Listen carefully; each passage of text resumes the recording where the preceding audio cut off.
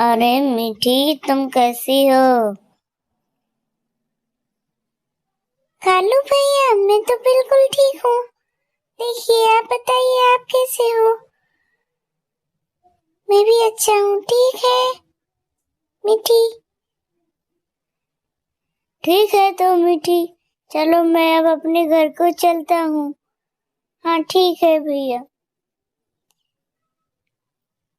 कालू कौआ की पत्नी बोलती है, देखिए जी, आज कहीं बाहर घूमने चलते हैं क्या? हाँ जी, बिल्कुल। अगर आपका मन है तो हम बिल्कुल चलेंगे बाहर घूमने के लिए। चलो। वह दोनों बाहर घूमने के लिए चले जाते हैं।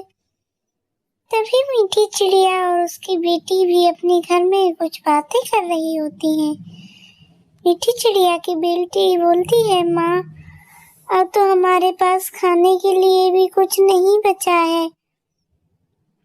अब हमारा गुजारा कैसे चलेगा?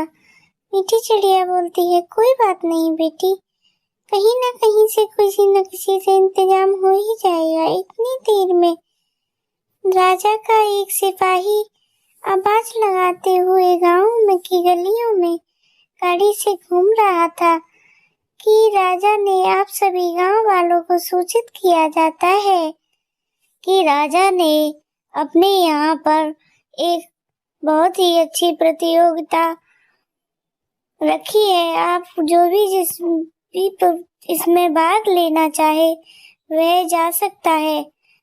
तभी वह दोनों माँ बेटी भी चली जाती हैं और एक छोटी चिड़िया भी यह बात सुनती है तो वह भी राजा के महल की तरफ चली जाती है और मीठी तोता भी उसी महल की तरफ जाने लगता है और कबूतरी भी वहीं जाती है, क्योंकि उन लोगों ने, सारे गांव वासियों ने आवाज सुनी तो वह सभी दौड़ते हुए महाराज के यहाँ पहुंच जाते हैं। तभी उनका जो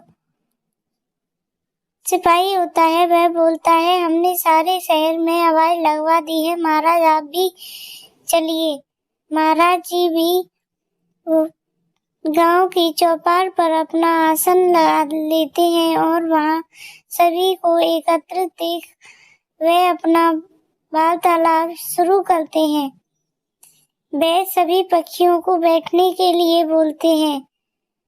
सभी पक्षी आराम से कुर्सियों पर बैठते हैं और बोलते हैं, महाराज की जय हो, महाराज की जय हो। सभी पक्षी बहुत खुश होते हैं और वह जोर जोर से महाराज की जय हो बोलने लगते हैं। तभी महाराज बोलते हैं, ठीक है आप लोग बैठिए, हमारा सिपाही आपको बताएगा कि आपको प्रतियोगिता किस तरह की करनी है। तभी कालू कौआ बोलता है, महाराज के ये कैसी प्रतियोगिता है, कृपया हमें इसके बारे में बताएं। तभी महाराज बोलते हैं कि आपको मेरा सिपाही ही बताएगा। कालू कौआ बहुत घमंडी था, वह बोलता था, महाराज कुछ भी हो जाए यह प्रतियोगिता तो मैं ही जीतूंगा। तभी कबूतर भी बोलता है कि नहीं महाराज, यह प्रतियोगिता तो मैं ही जीतूंगा। लेकिन तभी तोता बोलता है कि चलो हम वहाँ उस स्थान पर चलते हैं जहाँ प्रतियोगिता की तैयारी हो रही है। वे लोग वहीं आ जाते हैं जहाँ प्रतियोगिता की सारी तैयारी हुई थी। वे देखते हैं वहाँ एक बोर्ड लगा हुआ है। वे सभी आपस में बात कर रहे होते हैं कि महाराज ने पता नहीं क्या प्रतियोगिता रखी है। तभी कालू कौआ की पत्नी बोलती है, जरा सब्र रखो मीठी, अभी पता चल जाएगी। बड़ी हार की बड़ी लगी है तुम्हें। तभी मीठी बोलती है, अरे अभी प्रतियोगिता तो होने दो, हार जीत का फैसला तो तभी होगा ना।